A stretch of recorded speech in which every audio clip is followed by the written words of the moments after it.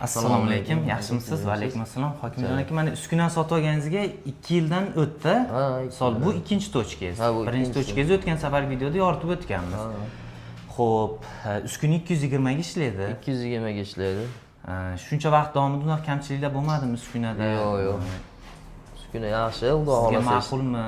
Ishlash yaxshi, xudo xolasa. Keyin mana o'tgan safar videoda mo'larda to'liq gapirmoz, yog'ini quyib turish kerak dedingizmi bu yerga? Bunga mashina yog'i quyiladi. Ozgina, ko'p quyilmaydi, ozgina quyib qo'yiladi, xolos. Shlankalarni chiqarib turib, mana shlankalarni hammasini chiqarib turib, havosini chiqarib olib turib, shlankani chiqarib turib, ozginadan mashina yog'i quyib qo'yiladi.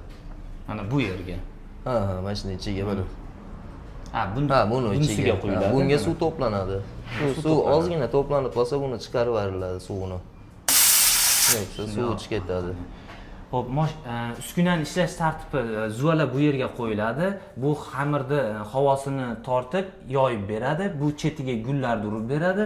Bunisi esa chekish, buni Farhod, Alisher deb har xil ismingiz har xil qilib yozdirib, nima qilib bersa bo'ladi, yozsa bo'laveradi. Shu 3 bosqichligi, buni 2 bosqichligi ham bor va apparat aytganimiz 220 ga ishlaydi. Mana bu yerdan bu burchakdan yoqish shart emas.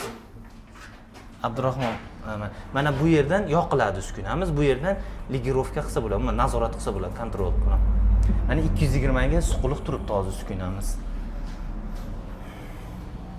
Xo'p.